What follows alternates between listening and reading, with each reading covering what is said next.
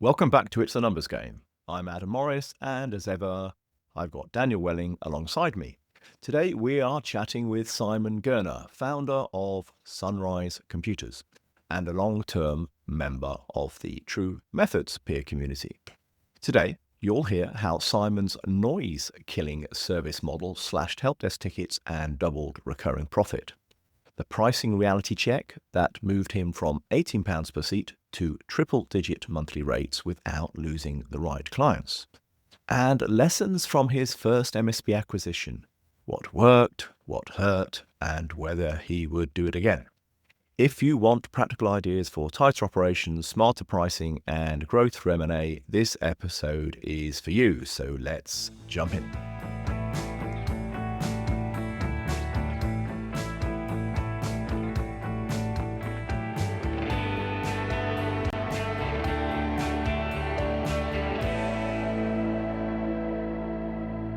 Simon, welcome to the show. Thank you, Daniel. It's been about 6 months or so since we first conceived of this idea of having you along as a guest. And in particular, we wanted to talk about your experience with the TruMethods model. But perhaps kick us off with a little bit of background about you and your origins. Yeah, so I basically started my career as an engineer at Ford Motor Company. Basically, I spent 14 years there as an engineer doing design for dashboards and consoles. I'd always been into computers, and I got to a point where I was dealing with a few customers on the side, just helping them out. And did I want to continue up the ladder of management into Ford or take my chance and break away? And actually, one opportunity came up that allowed me to break away. So 22 years ago, I left Ford Motor Company in a good position and started up Sunrise. Perhaps we'll circle back on a future episode to the center console dashboard for Ford. I know some of our listeners might actually be strangely intrigued by that, so myself included. So you said there was like one opportunity which allowed you to make the change. What was that? Like an anchor client that sort of covered your costs, or? Yeah, it's a manufacturing client that we'd been working alongside. I've been working alongside them before doing prototypes, and they had a few problems with IT. I dabbled, I came along, I helped them out. We had a compromise, we came in, we fixed it, and gave me an opportunity to talk about a support contract, and that was basically half of my wage as a contract. They also gave me an office. Obviously, it's great for them because I was right there at their beck and call, but also gave me the opportunity to just look after some of the few customers I was already dealing with now on a day-to-day basis rather than in evenings and weekends, and actually start to grow the business. And that was the opportunity. My wife was doing okay. Got to take the chance, and that's what I did.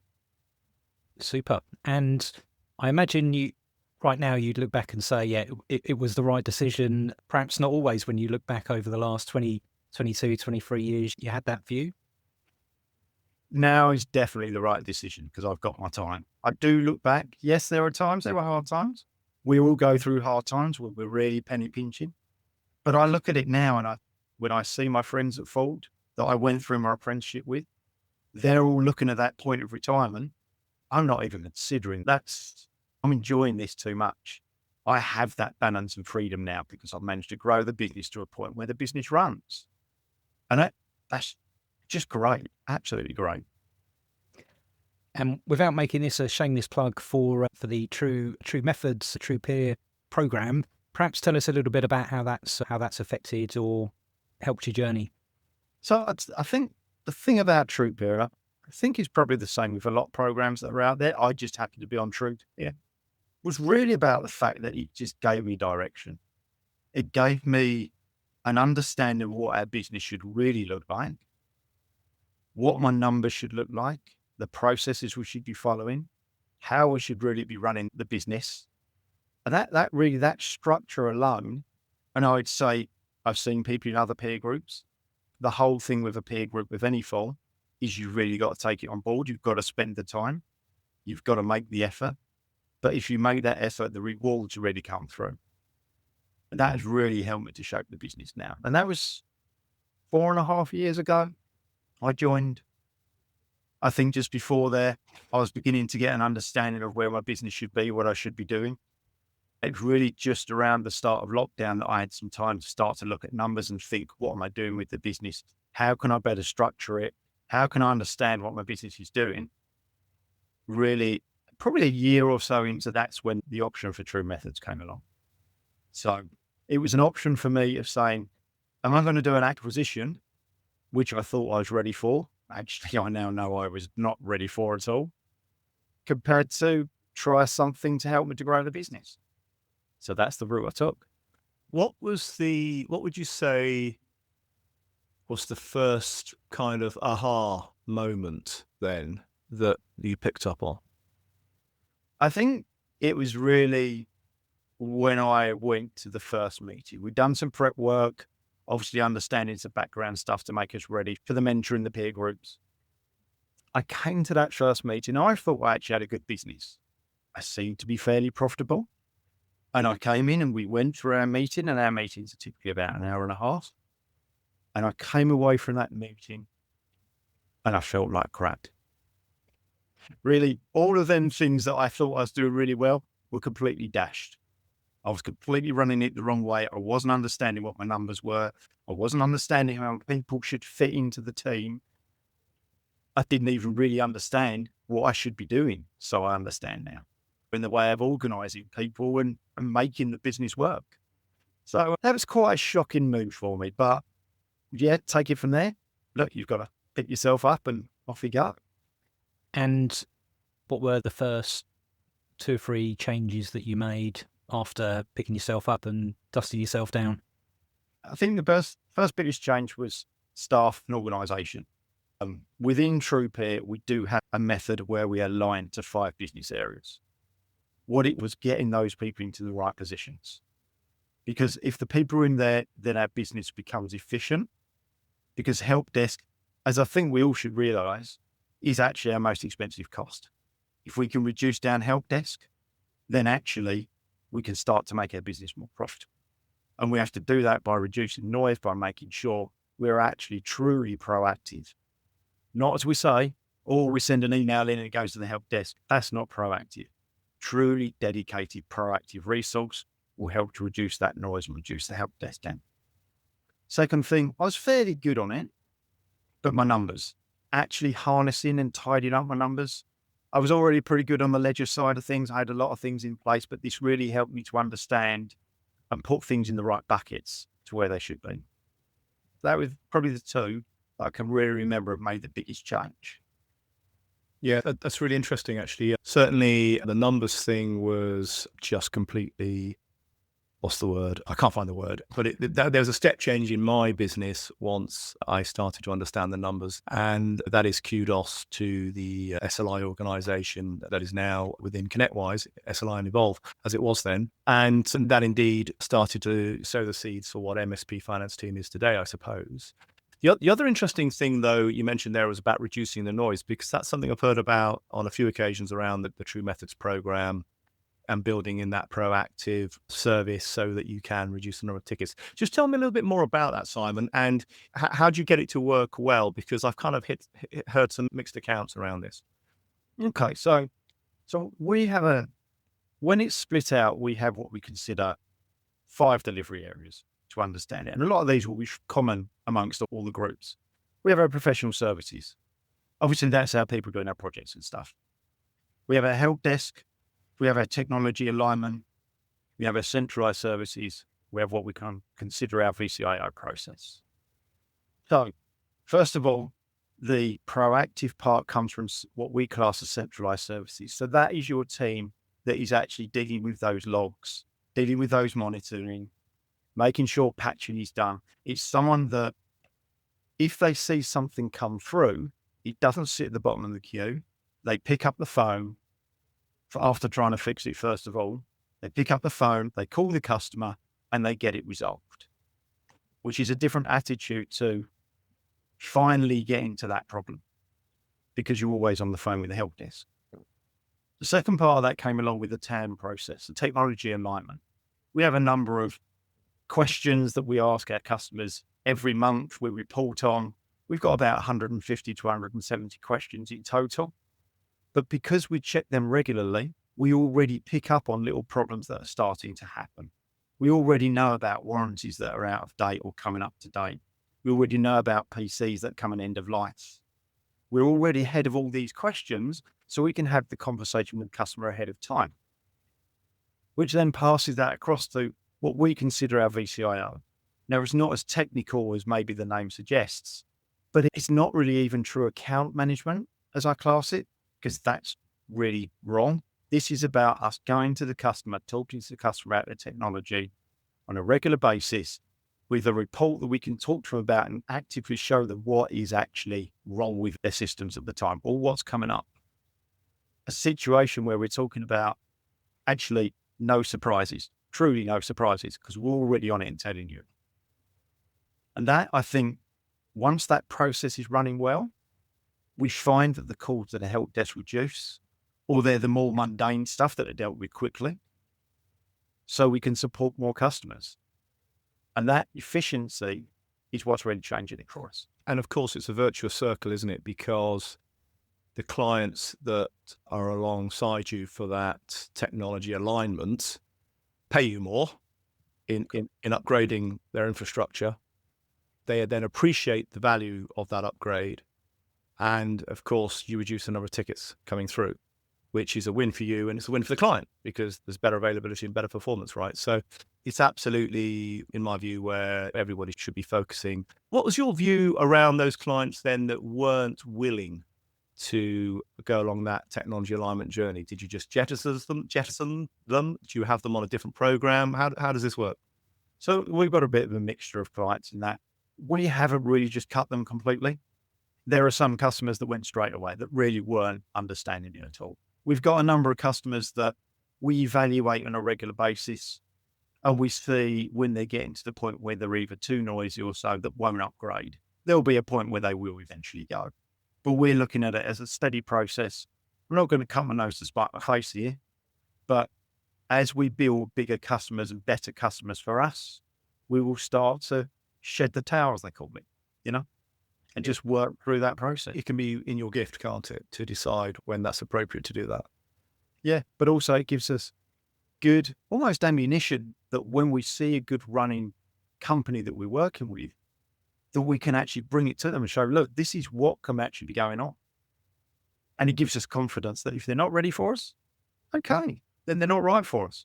We have a couple of smaller companies, the wings, that we can happily pass them off to. We don't want to be.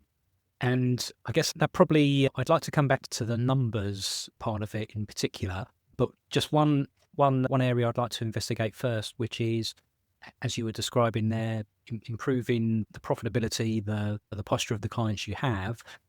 Of course, the elephant in the room is winning those new clients. And talk us through what your experience has been around that, and then we'll come back to a bit around numbers.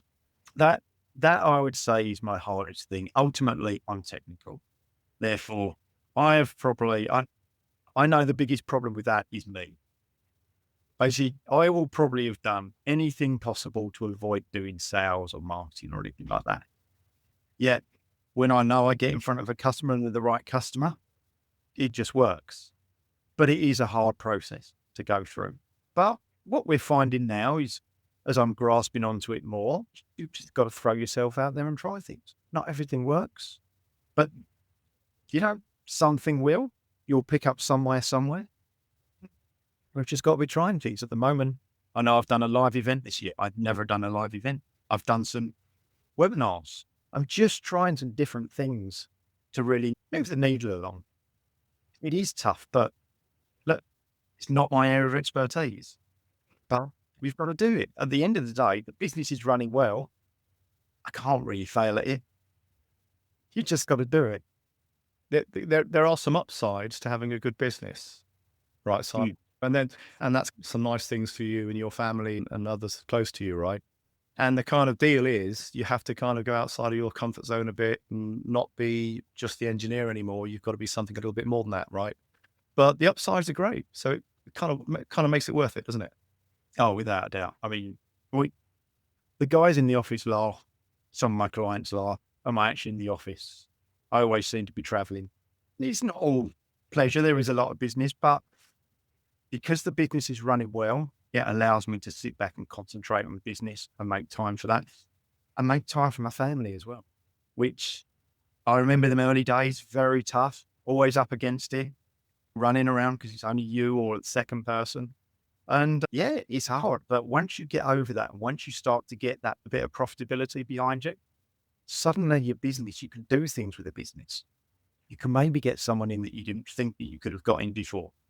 It just allows you a bit more freedom to then start to concentrate and build on it. I would say for me, that's only really happened in the past 5-6 years. 4.5 of that been with TruPeer. But it's been an amazing difference that once you can start to talk to other people, and that's the beauty about all of these peer groups, you've got someone else to bounce off. That is priceless. Absolutely priceless. This industry seems to be one that isn't like a closed industry. Everyone is willing to talk to each other. There's enough business to go around. It really is.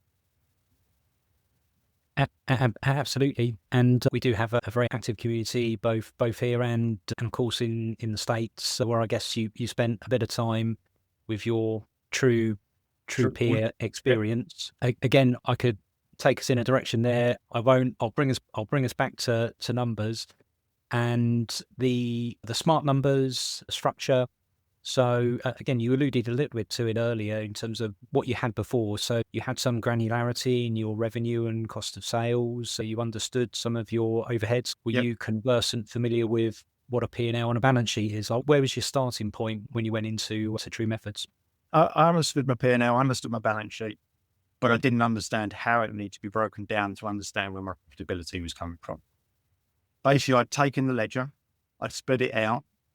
I had costs against sales, maybe not as much as I've got now with the administrative costs as well, but I could start to see what products I was making profit on.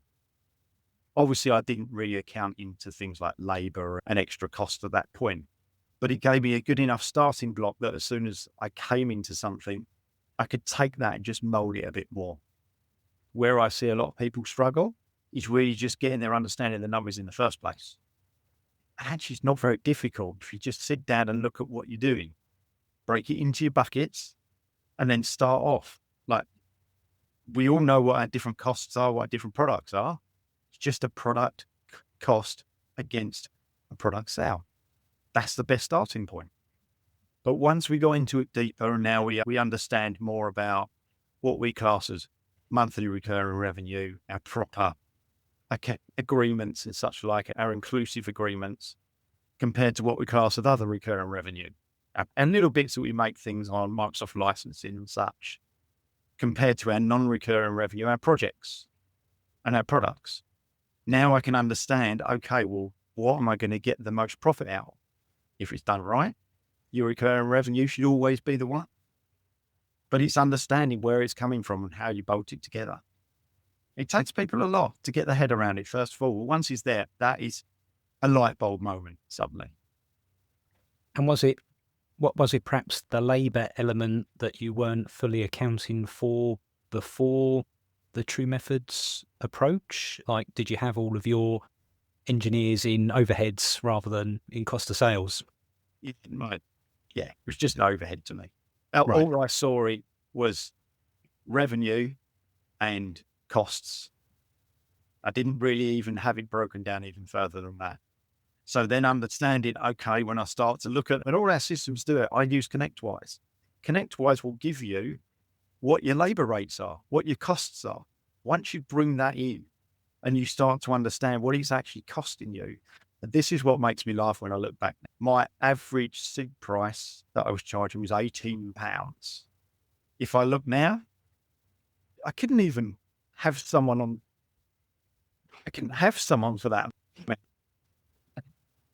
And yeah, in today's money, that's what, 30, say £30, maybe 35. Yeah. And there'll be plenty of owners listening to this podcast, no doubt, that are charging that or below. Yeah. So here's the thing. In fact, we did a survey a couple of weeks ago with a room of, I don't know, maybe the 40 MSP owners there. I don't know, 25% below 30, 50% below 50. So that starts to give you an idea of what the market is doing and how 75% at least is undercharging. Yeah.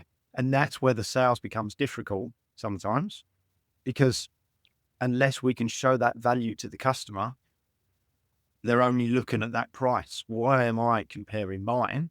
So I'm happy to say I charge between £99 to £129 a user. Then I'm up against someone who's charging 25, 30 quid a user. It's difficult for a customer to understand where that big, fast difference is. But that's where our service comes from. That's what our product does. Do you know, I was listening to something this morning on the radio, and I can't remember the exact statistics, but it was something like 10% of the market owns 60% of the budget, right? So why focus on the 90% that can't afford you or are not interested in you, don't see the value in you?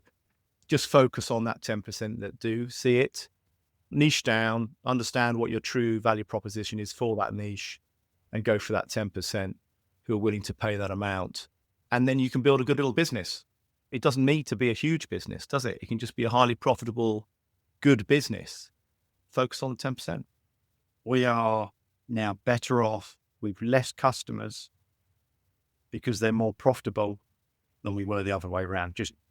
We're not in a race to the bottom. Our business isn't about that race to the bottom and shouldn't be. We're not double glazing salesmen. There is a place and a position for all of us, depending on where our pricing wants to be and the customers you want to be looking after. The more of us that get to understand that, the better it's going to be, and probably the easiest for us all. Agreed. Because we're all charging nearer the same price, which then stops a lot of these silly conversations from disparity in pricing. And we'll come back to the podcast in a minute, but first, I just want to introduce you to the mentoring service from MSP Finance Team. How long will you carry on struggling on your own, juggling cash flow, feeling like you're barely making ends meet, when the very reason you started your MSP was not just to help others master technology, but also to secure your own financial future? Or perhaps you've grown your MSP to a good size and are looking to prepare for an optimal sale or acquisition, but have never done it before. We've walked in your shoes. We're ex-MSP owners and have built our businesses from startup to exit and know exactly how it feels to be constantly firefighting or struggling to grow profit. And that's why our mentoring, or call it coaching if you prefer, exists to help you achieve the rewards you set out to achieve in the first place. More profit, more time, and the freedom to focus on what truly matters. So you're probably asking, why should we work with you? Well, we deliver results. Here are just two examples. A 10 million MSP with a 7-strong leadership team, but lackluster results. Within just 2 quarters of working with us, their profits began to climb. At the end of year 1, their profits will have jumped from 300K to 1.3 million. But we're not that big, I hear you say. Well, we work with smaller MSPs as well. A 400K MSP was suffering a 10% loss before we engaged with them, and were struggling to move forward for years. Again, within a 12-month period, we've turned that business around. They've got new clients, they've got their mojo back, and they made a 10% profit this year. If you'd like results like this, book a free consultation now at mspfinanceteam.com, and we'll discuss a burning issue that's been holding you back and give you several key actions to take away and implement completely free of charge with no further obligations. Don't settle for less. Make your MSP everything you dreamed it to be. we've probably all been in a new business meeting where the prospect is describing how they're dissatisfied with the incumbent and poor service levels or errors experienced, and you then present a much higher price, and at that point, oh well, actually they're not that bad then. Or that explains it. But it's that process of educating and for the pain to sufficiently build in the prospect's mind, and I guess for us selling on value to allow for that process to take place. And it does take place over time, I guess. We have it ourselves where we might talk to someone and 12 months, 18 months, 2 years later, perhaps they become a client, but during that period they've been on a journey. And I guess there's absolutely the same is true thinking back to my own time in selling to end users as an IT service provider? I think you hit the nail on the head there. One of the questions that we talk about, or one of the areas that we talk about when we're having then conversation with customers, is pain. We rarely go into a technical conversation with our customers now because ultimately they don't care and they don't understand. What they want to know is, are we going to take away that pain? Do they have to worry about it? And can we just get on with it? It's all they care about at the end of the day. Now, okay, the value has to be right for them. If we can explain that round correctly, then that's where it all starts. But we have to be doing the right thing and prove that we're doing the right thing. And I think we've still got a lot of people, definitely in the UK. I just feel the US is a little bit more advanced in this, in the way that lots of MSPs are still just thinking about support. That's all they're doing. It's not about support anymore. The expectation of the client is that we're managing risk and we're giving them strategy and guidance along the way as well. When they don't, how many times have we all had questions to say, well, I thought you already do that, but how can I do it at this price? And now we're back to that whole conversation. My price is clearly wrong because you're expecting this. And Yeah. And as Adam said, it's a virtuous circle up once you're in that positive process rather than defending a negative spiral down. Just reflecting on, you just mentioned the US market. Be interesting to hear your thoughts around aspects of the program that you perhaps feel work in the US, but maybe aren't ready or aren't culturally a fit for the UK. Is there anything around that you've picked up on? I think the hardest thing was price to start with, but now we've got the balance to price. The valuation of like their currency, their lifestyle compared to ours. But we're proving that you can get that sort of price that we're expecting. Maybe slightly lower when you look at it. The US, they're probably looking at about $175 a seat. Or even $350 a seat in New York to some markets. Yeah. So, but it is there. What I find is that they're more ahead in this sort of understanding of what an MSP should be doing. And for that reason, that's why, whilst I do assist and I join the UK peer groups now, I've decided to stay in the US because my peer members are out there and I feel I just get a little bit more guidance there. And I've been there long enough now. Plus, I'm going to get another holiday. Trip to Orlando 3 times a year. I had a feeling you might have pre-booked your flights already. And the shirts are hanging crisply pressed, ready to go next year where I can. So a question for you, Simon, with your knowledge of the US market, any thoughts or feelings around your own expansion to the US? No, let's just deal with it over here. I've tried a few different things in my time. They haven't really worked out. I've found that now what I need to do is just focus on my one thing. What am I good at? Keep on going with that. And that's centered on the UK market in the niche. Yeah. Yes. How are you really truly going to keep an eye on it? Or you've got to have someone so reliable out there to look after it. Mm-hmm. And when things do really hit the fan, I don't want to be in that position where I have to fly for 8 to 10 hours just to get to solve a small little problem. At the moment, we work locally. There's enough work to go around. Essex and London for us. There's enough to keep us going here. And I can get to them in an hour if I really needed to. Or should I say, my guys can get to them in an hour. Absolutely, because you'll probably be in the States somewhere anyway. So we did talk a little bit in the green room. I think we've got time just for a very quick recent experience that we'd love to talk about with you. And that's doubling down on the UK market with a recent and first acquisition, I believe. That's correct. Yep. And I thought, as I think I mentioned before, I thought I was ready for an acquisition. I truly understood now that I wasn't. But now I have, should I say, my ducks in a row. I know my numbers, the staff are in the right position. We're working well as a business. We've still got work to do. We always will have. But I felt now I was in a position where I could dip my toe in, see how things were, learn from my mistakes, just a small acquisition, but just see, do I want to do it again? It's been interesting, to say the least. There've been some good bits. There's a lot of bad bits, but these things you learn from. And Any particular highlights, and will you do it again? I think I will do it again, but just in a while. I think the things that have really worked for us is that it's really nice when you get a couple of those customers that really understand what you're trying to achieve. That's good when you bring on new customer or existing customers. This just helped maybe with that process because we already had the customer base then. Although I'd say because they were a much smaller MSP than us, there was a lot of deadwood there. There was the wrong attitude with the customers. The business didn't understand where they needed to be going. A benefit to us, but also a detriment to us because that's a lot more work we've got to do. But we could see that ultimately there was a small number of customers that are really worth making the challenge for. And there's a very long tail in this one, a very long tail that we are just chopping away at.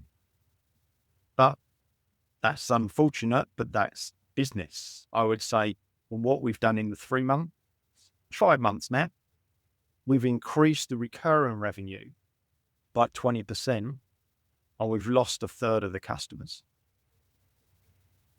And there's still a lot more to go. So it's very interesting, the dynamics of a much smaller MSP. They were half the size of us, probably a quarter of our revenue. So I could afford to take a risk on it and see. The question for me is, how have you squared the circle around your strategic pricing today and their legacy pricing, which I was assuming was a lot less, or at a per seat level? So just quickly, if you can, it's a big question, but how have you tried to square that circle? So really it was understanding when we had the conversations with the customer and we understood how they were working. Part of our coming together was also that we knew that they couldn't do a lot of the security side of things, which is where a lot of the business were lacking. So what we found is those bigger customers are the ones that understand the difference, that wanted that extra value, that then we could show them what we do. That's the thing. We have the results that we can show them. And that helped with that conversation. We found with those smaller customers, they still don't understand it. Fine. Yeah. So they don't. Yeah. So in effect, repeating the process that you'd gone through with your own client base. Yeah. 4 years previous, effectively, rinse and repeat. Yeah. As the saying goes. Yeah. Good. And learn from what we've done, as we always do every day.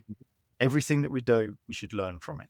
And that's what these groups are about, whether it be ConnectWise, whether it be the Kaseya, whether it be TechDrive. All of them are trying to help us along our way. Absolutely. And my view is there's inspiration from all quarters, and it's about finding the one that resonates the most or the fastest or the best with you as an individual. And then as long as you're making progress, It doesn't have to be perfect. Yeah. Yeah. And I think that the overriding message here is that as an MSP owner, don't do it on your own. Either join a community or join a peer group or seek some mentoring perhaps from someone like MSP finance team. Doesn't go out there, talk to people, work out that you only know what you know and you don't know what you don't know, and learn from other people's mistakes. It was pivotal for you. It was pivotal for me. It's too late for you, Dan, but now you've learned, right? Now you've learned. You're not the first person to say that, actually. So that's, I think, the overriding message really of today's episode for me. Yeah. And it's great to hear you, Simon, talking about the successful journey you're on. Thank you. And I'd say finally, don't be afraid to ask. That's the other thing. Too many people think that we're all competition. Ultimately, we're not. Agreed. And it's normally around this time in the episode, we offer our guest a shameless plug. Anything our audience, our listeners can help you with, Simon?